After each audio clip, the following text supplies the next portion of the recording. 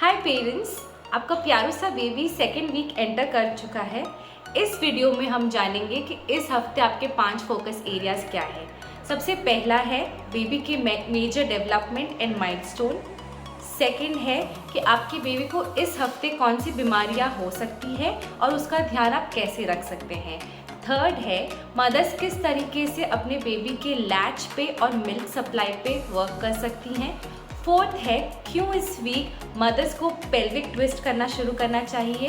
And fifth है कौन कौन सी एक्टिविटीज़ आपको बेबीज़ को करानी चाहिए ताकि वो और भी स्ट्रांग हो जाए। सबसे पहले आइए जानते हैं कि इस वीक आपके बेबी के मेजर डेवलपमेंट्स क्या है। सबसे पहला डेवलपमेंट है वेट गेन। इस हफ्ते generally babies 25 grams per day weight gain करते हैं and all babies generally towards the end of this week अपना बर्थ वेट रिगेन कर चुके होते हैं।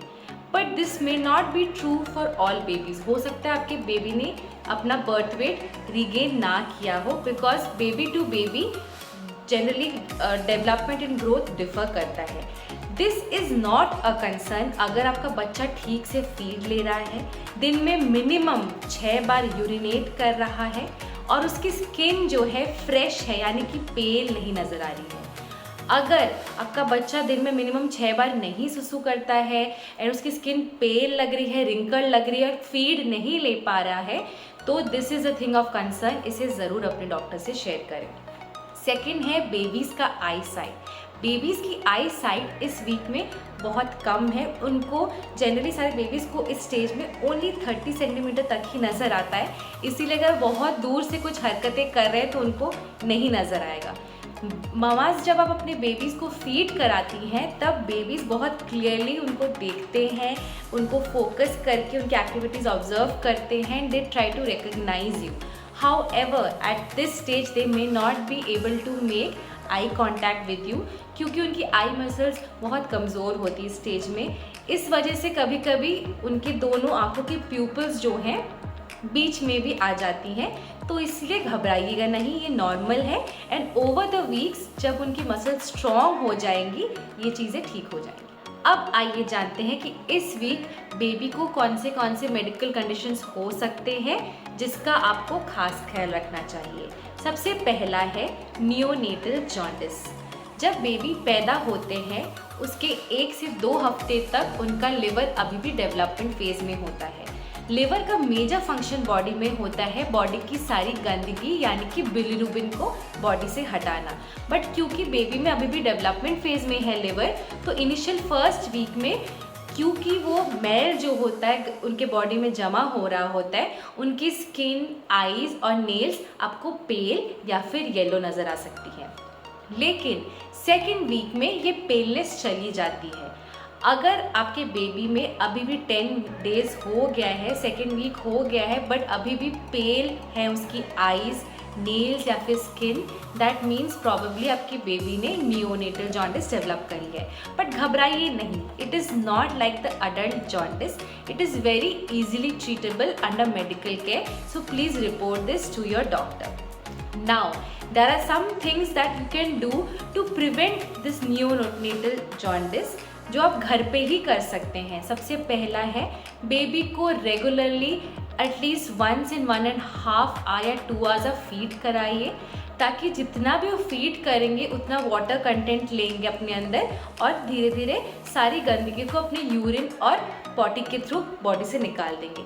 सेकेंड इफेक्टिव मेथड इज़ कि सेकेंड वीक से ही आप बेबी को मॉर्निंग के sun rays that is around 7 से 8 AM के बीच का जो धूप है उसका एक्सपोजर दीजिए।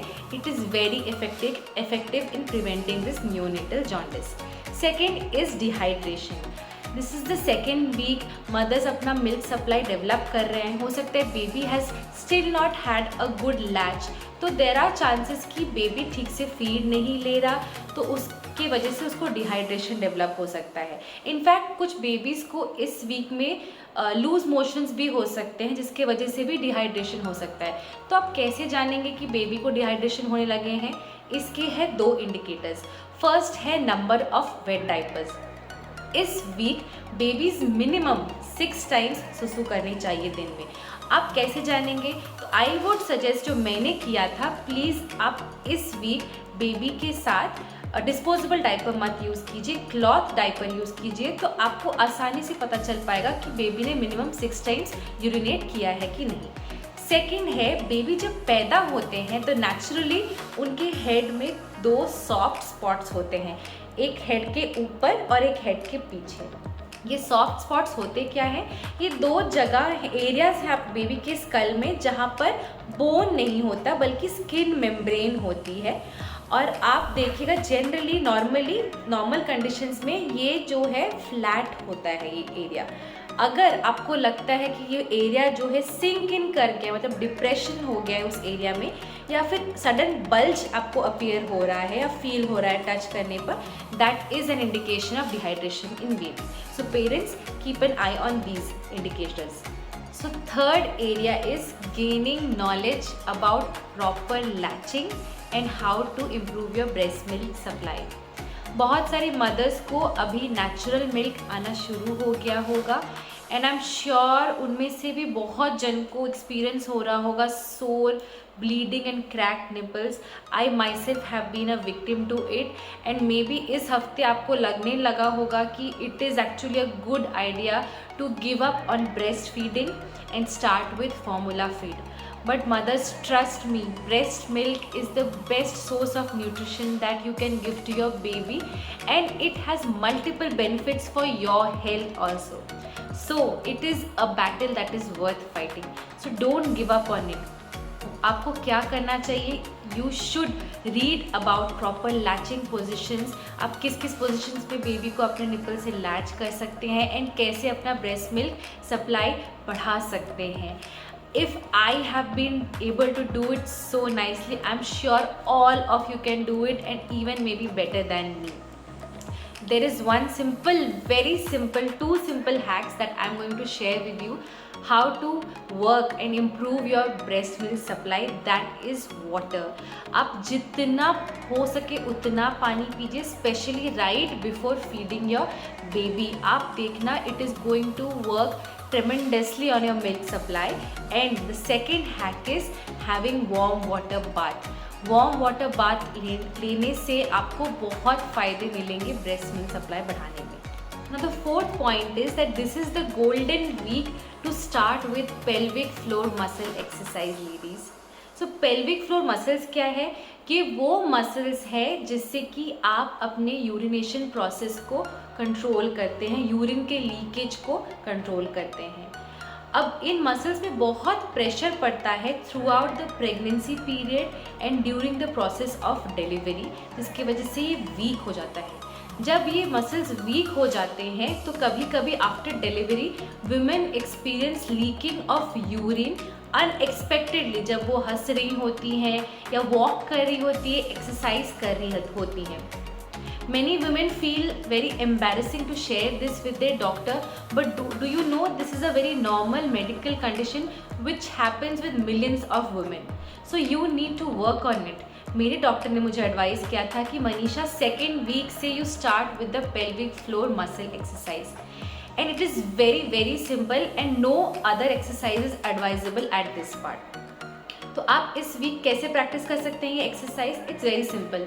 जब भी आप बेबी को फीड करा रही होती हैं approximately 7 to 8 times a day during this week, आप सिटिंग पोजीशन में जब बेबी को फीड करा रहे होते हैं, then slightly contract your pelvic floor muscle, जैसे आप करते हैं when you are trying to hold on the urine.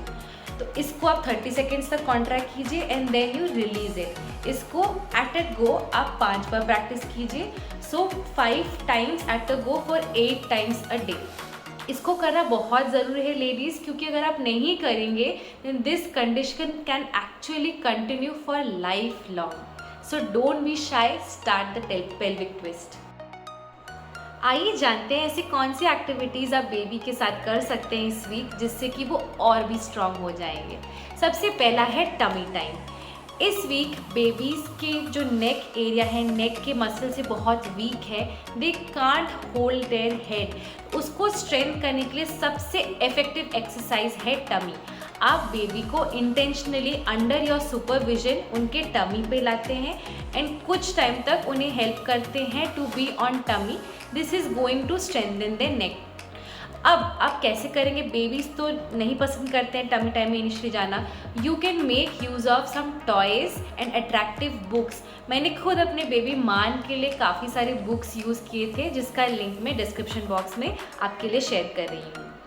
Second है, ladies it's time for you to go out in the nature. So आप इस टाइम पे find some time in the evening to go with your baby बाहर walk करने के लिए, या तो गोदी में उसको लेकर या फिर प्रैम में लेकर. इससे 2 फायदे होंगे. पहले तो you will regain back your mental peace and will be over the emotional battle that you're fighting with yourself. Secondly, babies जब नेचर में जाते हैं तो they feel very calm, they cry less and they sleep better.